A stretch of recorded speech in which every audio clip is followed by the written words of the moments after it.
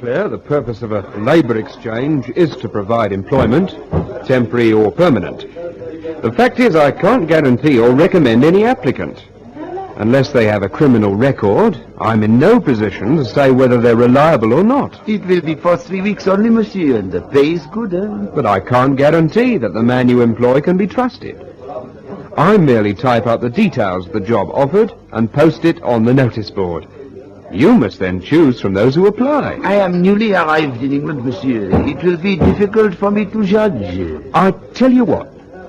Why don't you try one of the independent agencies? Assignments Unlimited.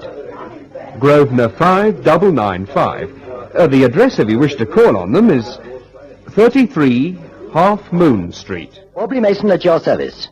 At Assignments Unlimited, we do anything, anywhere, at any time. 33 Half Moon Street.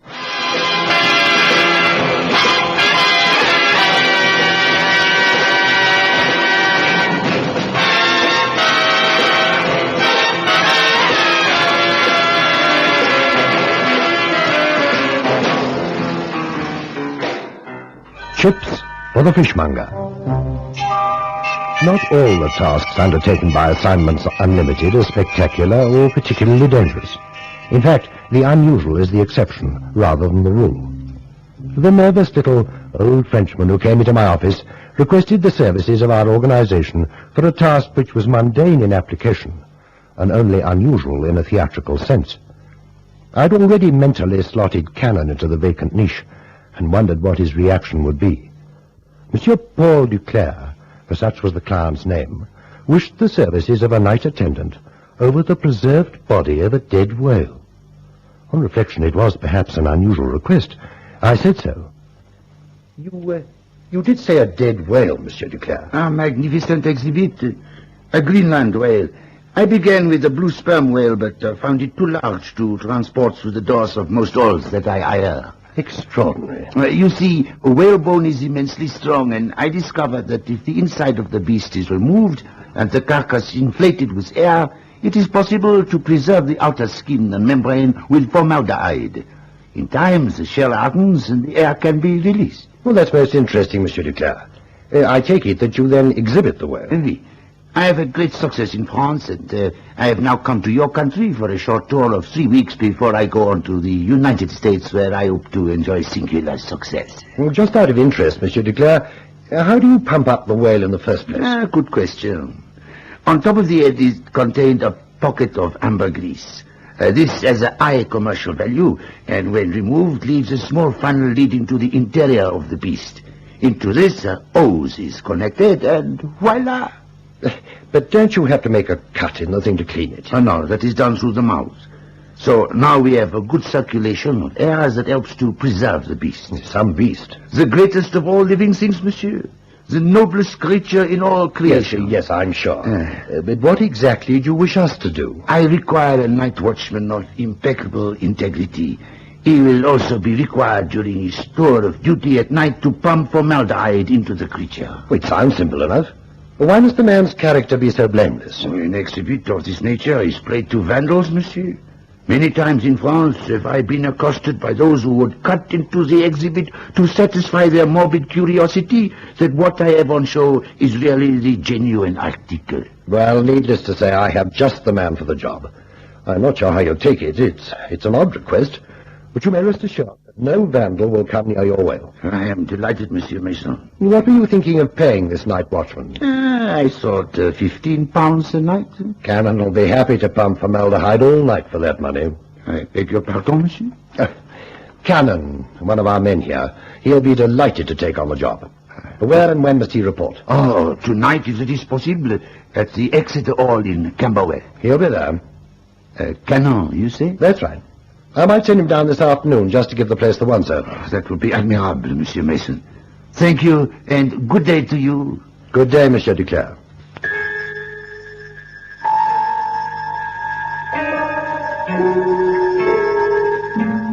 Whatever the peculiarities of our profession, we never refer to any task as an odd job. We try to avoid weeding gardens wherever possible. But our boast is that we'll tackle anything. And it was to Cannon's sense of professional duty that I appealed when he came into my office. He left for Camberwell at 3:30, and I sensed that our relationship had become a little strained. An hour later, he reported back by telephone. Assignments unlimited. You can say that again. Oh, hello, Cannon. How are you making out? Well, I've met de Gaulle's answer to Moby Dick, and I've had 5 minutes instruction on the formaldehyde pump. Good. Is it a real whale? Are you kidding? The caretaker's cat's had a brainstorm. It's just my luck to get a job playing nursemaid to an oversized kipper. Oh, it's only for 3 weeks, Cannon. You're part of show business. Yeah, and everybody's having a whale of a time. That was corny. Remember what Duclair said about vandalism? It's on the cards that the Camberwell boys might take it into their heads to carve out his exhibit. Well, if they do, it'll provide a light relief from the formaldehyde pump. Now, one thing about this guy Duclair, though, he's got a sense of humor. He slipped me a tip when I arrived. Good for him. What was it? A fin.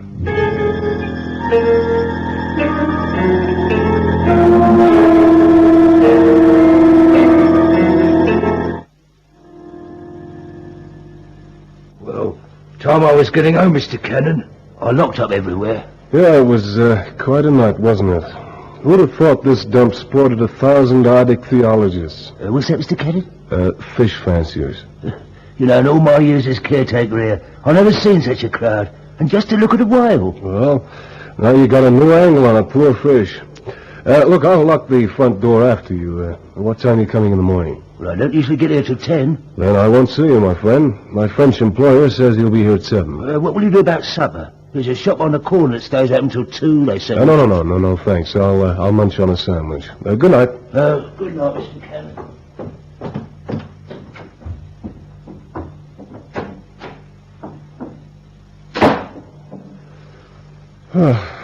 Well, I guess I'll get out the formaldehyde pump, and then I can settle down with a magazine. I would have thought a guy could make money out of a dead whale. But this operator coins it. 2,000 times 2 shillings. Oh, boy. Well, Moby, here comes your first shot.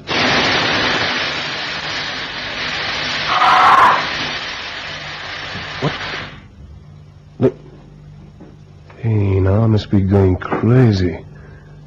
That was a scream, and it didn't come from a dead whale.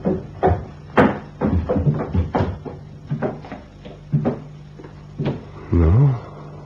Doors all locked. There's nobody in the rafters. No, I didn't imagine that. I don't believe in ghosts, but there's nobody here. Hey, wait a minute. What did Duclair say about the hollow inside of this whale? So somebody's being smart in Camberwell. Okay. Flashlight. The mouth, he said.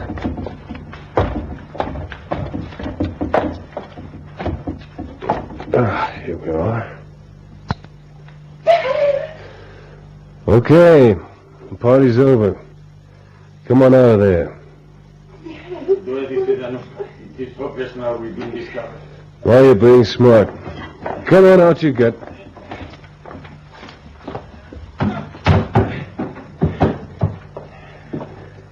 Well, now give. Give?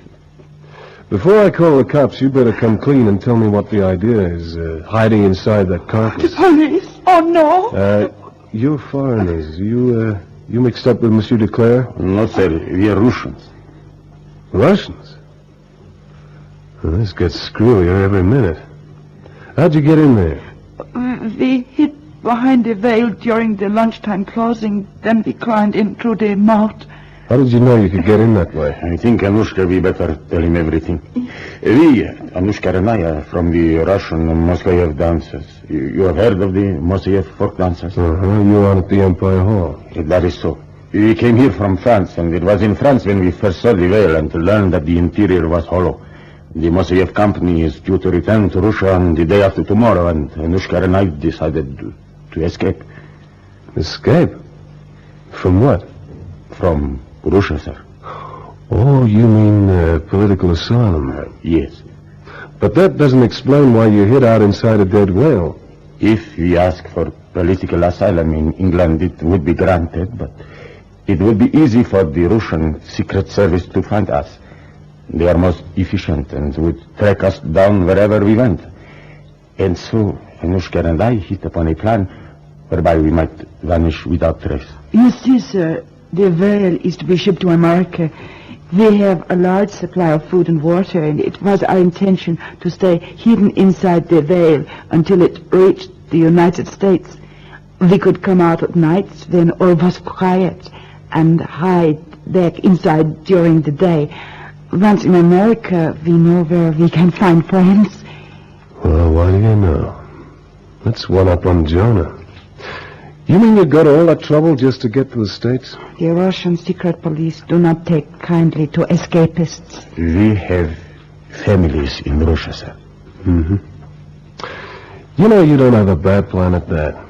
You disappear without trace in England. They check and find you haven't applied for political asylum. They check the airports and shipping lines and draw a blank. It only figures that something must have happened to you, like suicide. So they forget all about you. And they forget about our family, sir. Uh-huh. Tell me, Monsieur Duclair, does he know about this? No one knows, except you. Well, that's all right. Your secret's safe with me. But are you not from the police? No, I'm the watchman. You are the watchman? Yeah, fate, I guess. I was born under the zodiac sign of Pisces. But the watchman in France was a much older man. Yes, we know that he slept most of the night. We know that if we made no noise, we could safely creep out after dark. Well, with me, you don't have to worry about noise. Noise? Say, what were you screaming about inside there anyway? Oh. Well, what is it? In the darkness, he tripped over something. Uh-huh. I put on my torch, and there is the body of a man with a knife through his heart. Cannon's jaw dropped so that he resembled in miniature the very object he was guarding. Whatever my employee's faults, he's not lacking in analytical intelligence. His colleagues would say as sharp as a whip. One look at the dejected and terrified faces of the two young folk dancers was enough to convince Cannon that they at least were on the level. His reaction was straightforward and immediate. Anushka, you stay here. Mikhail, you're going back inside that whale. Oh, well, if you insist. I do insist, and what's more, I'm coming with you. Mikhail. It's all right, Anushka. I am not afraid. Come on, let's go.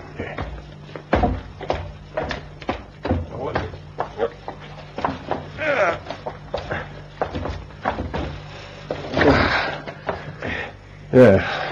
Now then, put on the flashlight. Now, where is it? They're right there.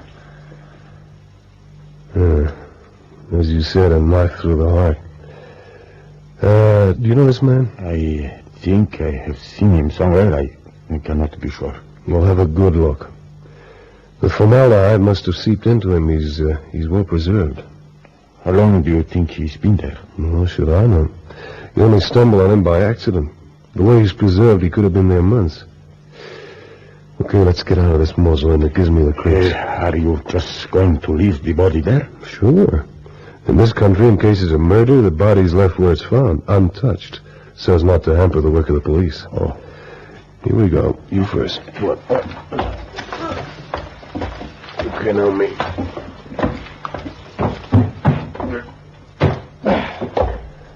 Mikhail. The body is there, as we saw it. Anushka hoped she might be dreaming. I can't say I feel much different, sir. This is the end for us. No. Come on, cheer up. It might be the beginning. When the police come, they will hold us as witnesses. Our defection will then be discovered. We will be taken back to Russia. Yeah, that's the point, Mikhail. Corpse in the body of a whale, 2 Russian refugees. Hey, hang on, there's a phone here somewhere. Look, Mikhail, while I telephone, you go back inside there and remove all traces of your presence. Didn't you say that you brought food? Yes. Well, get it out. Make sure there's no traces of your having been in there.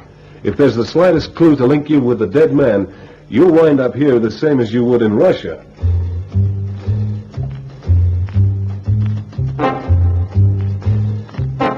Cannon's call came through to my apartment and woke me from a deep sleep. At first I thought he'd lost his reason, and then that it was all a joke to get me out of bed and repay me for the task I'd handed him. But he finally convinced me that Mikhail and Anushka were real people, and that their plight was a tragic one. I gave him the only advice that seemed sensible at the time. The young Russian runaways would be safe for a while, at least, in Cannon's flat. Okay, that's settled. Did you telephone the police? No, my chief. I'm taking you to my flat in Chelsea. You'll be safe there for a while. Did you get everything out, Mikhail? Yes, everything, sir. Now, let's see. 2:15. Chances of any vandals coming now are pretty remote. I've got a car at the back of the hall, and I can have you in my place in 20 minutes. I'll drop you and come back, and then I'll ring the police. Pick up your gear and follow me. Come on.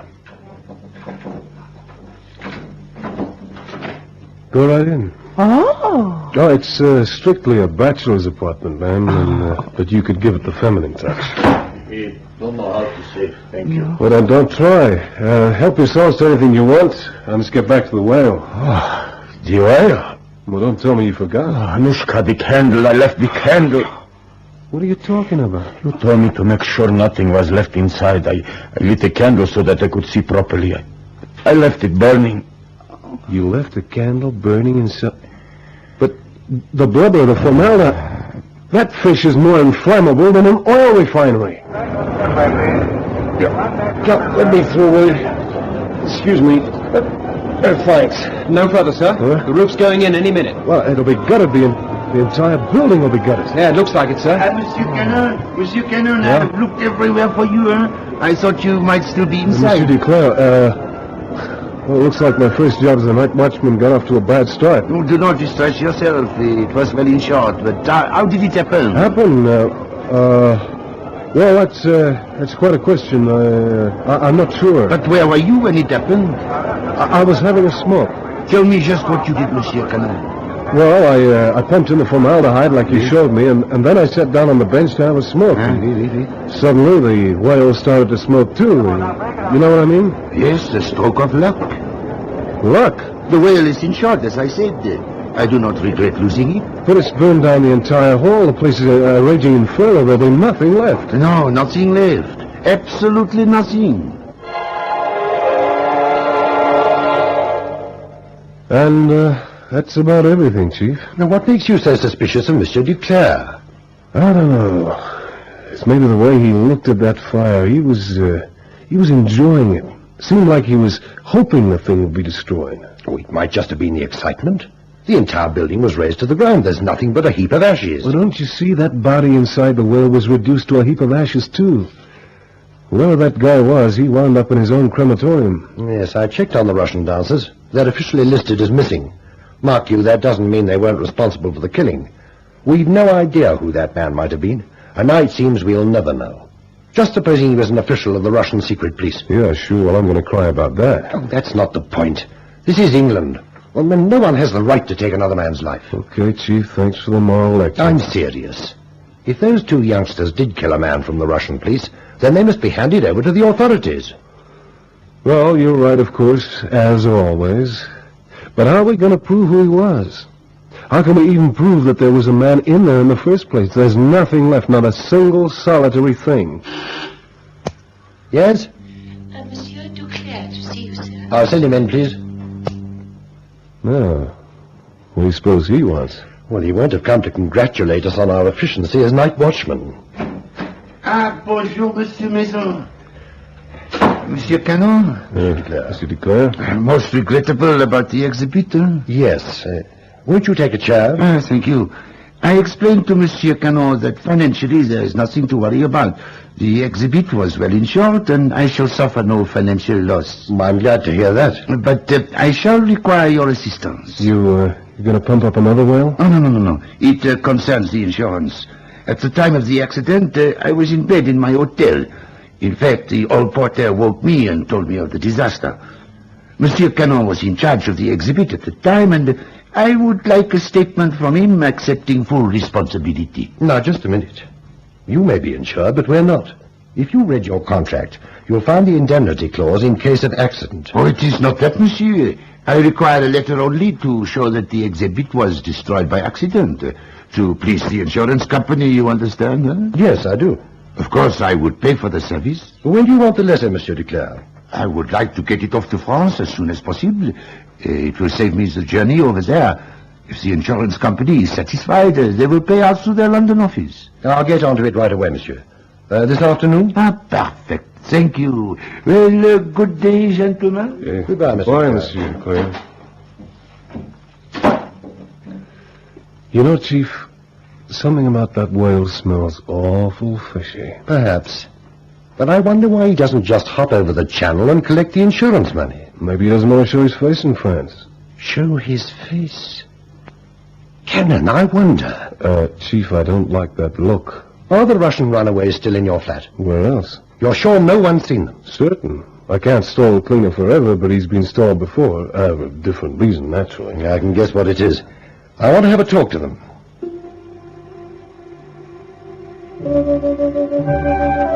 They were as Cannon described them, just two nice kids. However desperate their plight, I just couldn't imagine them plunging a knife into a man's heart, and the setting for the murder was too macabre for them to contemplate. I asked them about the exhibit they'd seen in France. How did you find out about the entrance into the whale? By watching the caretaker. He was an old man and rather surly. The whale was on show in the Place de la Poste, and we hid behind one of the pillars. We saw him climb in through the mouth. When we heard that the whale was to come to London and then to go to America, we hit upon our plan. Did you meet Monsieur Duclair? He's the owner. I don't think so. It was the caretaker we watched. You said to Cannon that you might have seen the dead man somewhere before. I think so, but I cannot be certain. Well, there's no chance now for a second look. If you saw the caretaker again, would you recognize him? Oh, yes. Anushka, too. I would know him anywhere.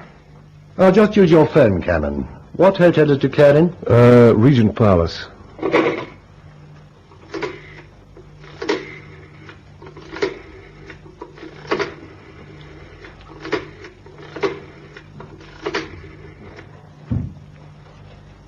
Good morning. Oh, I'd like to speak to Monsieur Duclair, please. Thank you. I'm going to invite him to the office early. I want Mikhail and Anushka hidden in the inner office where they can see him. Hello? Oh, Monsieur Duclair. Oh, this is Mason, Assignments Unlimited. Yes, I've nearly finished it. Tell me, for how long was the whale insured? Yes, it couldn't have lasted forever, could it? I see. Right after the American exhibition, you would destroy it? Well, may I ask how? Yes, of course. What better grave for a whale than to be dumped into the sea? Can we make it 1 o'clock? Thank you, that's fine. Goodbye. There's no doubt about it now. Cannon in that outer office with these youngsters, I want 2 more people. Detective inspectors from the murder squad.